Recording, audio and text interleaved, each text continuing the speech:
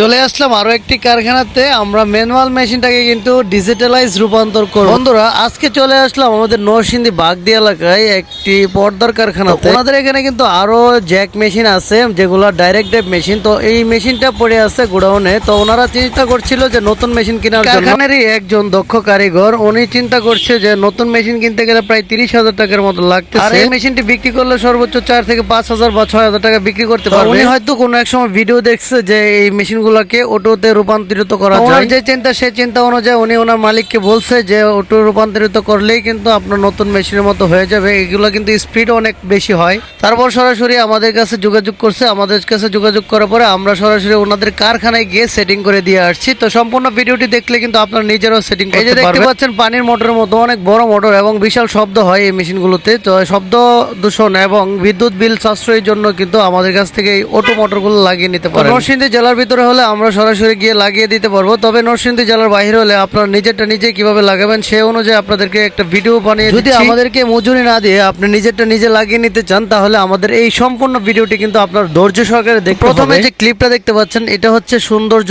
এবং প্লাস এইটার যে গ্যাপ জায়গাটা আছে এটা পূরণ করার জন্য এই কভারটা দেওয়া হচ্ছে নীল কালারের যে কভারটা দেখতে পাচ্ছেন। তারপরে এরকম 3টা স্ক্রু আছে। এই স্ক্রু গুলো দিয়ে এটার সাথে ভালো করে টাইট করে লাগিয়ে নেবেন যেন এটা আলাদাভাবে ঝনঝন না করে, মানে লড়াচড়া না করে। তো এভাবে একটা একটা করে 3টা স্ক্রু যখন লাগিয়ে নেবেন, লাগানোর পরে এই স্ক্রুগুলো ভালো করে টাইট দিয়ে নেবেন। টাইট দেওয়ার পরে আপনারা এই যে মোটরটাকে দাঁড় করাবেন। দাঁড় করানোর পরে যে এটা সুতার বাইন্ডার আছে, মানে ওয়েন্ডার, সুতা ভরার যে ববিনের ওয়েন্ডারটা আছে, এটাকে 3টা স্ক্রুর সাহায্যে খুলতে হবে। 3টা স্ক্রু খুলে তারপরে ভিতরে কিন্তু এলিঙ্কি সিস্টেমের নাট থাকে, যে নাট দিয়ে আপনি মেশিনের সাথে এই মোটরটা অ্যাডজাস্ট করবেন। এই যে দেখেন 3টা নাট খোলা হয়েছে। খোলা হওয়ার পরে কিন্তু আমি এটাকে যখন খুললাম, খোলার পরে দেখবেন ভিতরে এই 3টি নাট থাকবে, 3টি বা 2টি নাট থাকে। তো এক একটা মোটরে এক এক রকমের থাকে, বিশেষ করে 3টি নাট থাকার এই সম্ভাবনা বেশি। এই যে ভিতরে কালো জায়গাতে নাটটি দেখতে পাচ্ছেন। তো এই নাটগুলো প্রথমে লুজ করে নেবেন, এমনিতেও লুজ থাকে, তারপরে একটু লুজ করে নেবেন, দেখবেন যেন ইজিভাবে এই মেইন রোডটি এটার ভিতরে যেতে পারে। তো আমি নাটগুলো লুজ করে নিয়েছি। লুজ করে নেওয়ার পরে কিন্তু আপনাদেরকে দেখাচ্ছি যে মেশিনের ভিতরে সোজা বরাবর করে যখন দিবেন অটোমেটিক কিন্তু ভিতরে চলে যাবে। তো আপনাদেরকে আমি নাটগুলো একটু জুম করে দেখাই কাছে নিয়ে। দেখতে পাচ্ছেন এখানে যে নাটগুলো আছে, নাটগুলো তো আপনারা চিনতেই পেরেছেন যেহেতু আপনারা নাটটা লুজ করে আগেই লাগিয়ে নিয়েছেন। তো এখন এই নাটগুলো আমি ভালো করে টাইট দিয়ে নেব। তো ভালো করে টাইট দিতে গেলে অবশ্যই এটা টাইট দেওয়ার জন্য একটি এলিঙ্কি দরকার হবে। 4 নম্বর অথবা 5 নম্বর এলিঙ্কি লাগতে পারে, আমি নাম্বারটা খেয়াল করি নাই। 3টা নাট টাইট দেওয়ার পরে কাজ কিন্তু এখানে শেষ না। পিছনে ব্যাকআপের জন্য 2টা আবার নাট থাকবে। আমি কিভাবে লাগাচ্ছি সেটা আপনাদেরকে দেখাচ্ছি, সম্পূর্ণ ভিডিওটি দেখতে থাকুন।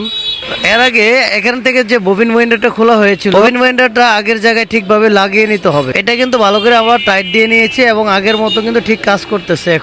এখন পিছন থেকে 2টি নাট খুলতে হবে। দেখতে পাচ্ছেন কোন 2টি নাট খুলতেছি, একদম সাইডে যে 2টি নাট আছে এই নাটটি খুলবো। নাটটি খোলার পরে আমরা কিন্তু মেশিনের মোটরের সাথে কিন্তু এই ক্লামগুলো দেওয়া থাকে এক্সট্রা। তো আপনারা কিন্তু এই ক্লামগুলো হাতে নিয়ে এভাবে লাগিয়ে নেবেন। আমি যেভাবে লাগাচ্ছি সেম ভাবে আপনারা কিন্তু লাগিয়ে নেবেন। তারপরে এই ক্লাম দুটির সাথে 2টি নাট লাগিয়ে কিন্তু জয়েন করতে হবে। তো নাট কিন্তু দেওয়া থাকবে এক্সট্রা এটার ভিতরে, আপনারা দেখতে পারবেন। এই যে এখানে নাটের যে মোহরি অংশটা লাগিয়ে নিয়েছি এবং পিছন দিক দিয়ে এই নাটটি লাগিয়ে নিচ্ছি। এভাবেই কিন্তু আপনারা যখন 2টি নাট লাগাবেন, লাগানোর পরে সম্পূর্ণ নাট দুটি টাইট করে নেবেন। এই ক্লামের সাহায্যে কিন্তু সম্পূর্ণ বডিটাই সেফটির সাথে আটকে থাকবে, কারণ মেইন আমরা যেটা জয়েন করছিলাম ওই সময় ওইটা হচ্ছে মেইন শেপের সাথে মোটর কানেকশন, হচ্ছে মেশিনের সাথে সার্কিট বক্সের কানেকশন। এই দুটো কাজই কিন্তু গুরুত্বপূর্ণ এই মেশিনটি ধরে রাখার জন্য।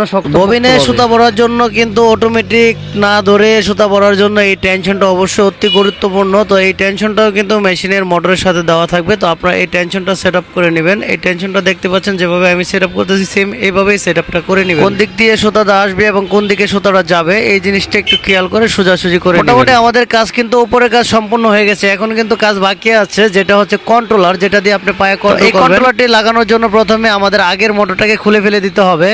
এই যে পানির মোটরের মতো যে বিশাল আকৃতির মোটরটা, এটাকে খুলে একদম ছোট্ট একটি জাদুর মতো বক্স কিন্তু আমরা বসিয়ে দেবো এখানে, যেটাকে কন্ট্রোলার বলা হয়। এই কন্ট্রোলার সম্পূর্ণ নিয়ন্ত্রণ করা হয় ম্যাগনেটিক সিস্টেমে, মানে ক্ষয় হয় না, এটা শুধু ম্যাগনেটিকের ইশারায় কিন্তু এই মেশিন কিন্তু বিশাল আকৃতির যে মোটরটা ছিল এই মোটরটা খুলে ফেলছি। খুলে ফেলার পরে কিন্তু এখানে যে নাটগুলো ছিল অবশিষ্ট নাটগুলো কিন্তু খুলে ফেলছি আমরা। এখানে নাটগুলো খোলার পরে এখানে কন্ট্রোলারটি লাগাবো। তো কন্ট্রোলারগুলো লাগানোর আগে আমি যে কাজটা করেছি এটা হচ্ছে রডটাকে আমি আগে লাগিয়ে নিয়েছি, কেন রডটা লাগিয়ে নিলে কি সোজাসুজি লাগানো যায়, মানে দেখতে সোজা হয়, কাজটি সুন্দর হয়। তো আমি আমার মতো করে কাজ করেছি, আপনারা আপনার মতো করে কাজ করতে পারেন, এটা আহামরি কিছু বিষয় না। অনুমান করে আপনি লাগিয়ে নিলেও পারবেন, একটু এদিক সেদিক হইলেও সমস্যা নাই। আমি আগে লাগিয়ে নিয়েছি সোজাসুজি করার জন্য, যেহেতু আমরা একজন মেকানিকের কাজই হচ্ছে সুন্দর করে কাজ করা। সম্পূর্ণ লাগানোর পরে আমরা এটাকে নিচের যে কানেকশন আছে এই পেডেলের ওইখানেও রডটি কিন্তু লাগানোর পরে আমরা এটাকে সোজাসুজি আমি নিচের রডটি আগে লাগাচ্ছি, নিচের রডটিও লাগাচ্ছি, উপরেরটাও কিন্তু সেটআপ করে রাখছি, খালি মাঝের জয়েন্টটা বাকি রাখছি। তখন যে জোড়াটা আছে দুইটা রডের জোড়াতে হাত দিয়ে একটুখানি সোজাসুজি করে একটা দাগ দিয়ে নিয়েছি অনুমান করে। তখন কিন্তু এই দাগ বরাবর আমরা স্ক্রুগুলো লাগিয়ে নিয়েছি, তারপরে কিন্তু আমরা মাঝের জয়েন্টটা দেব। এই কন্ট্রোলারটি লাগাতে 3টি নাট ব্যবহার করতে হয়, 3টি নাটে কিন্তু অনেক সুন্দর করে লাগিয়ে নিতে পারবেন। যে নাটগুলো দেওয়া থাকে স্টারের সাহায্যে খুব সুন্দর করে মুচড়ে কিন্তু লাগানো যায়। লাগানো শেষ হলে কিন্তু আমি যে দুইটা রডের জয়েন আছে এই রডের জয়েন্টগুলো কিন্তু কানেকশন দিয়েছি, এমন ভাবে সেট করেছি যেন হালকা চাপ দিলে মেশিনটা চলে, পাদানিটা বেশি উপরেও না এবং বেশি নিচে। তারপরে যে পিছন থেকে এই তারটি এনে এই কানেকশন বরাবর লাগিয়ে নেবেন, একটি যেটা ছিদ্রতে মিলে সেটাই কিন্তু লাগিয়ে নিতে হবে। দেখবেন আসল রূপ, মেশিনের আসল রূপ দেখেন এখন কত সুন্দরভাবে সেটআপ হয়ে গেছে।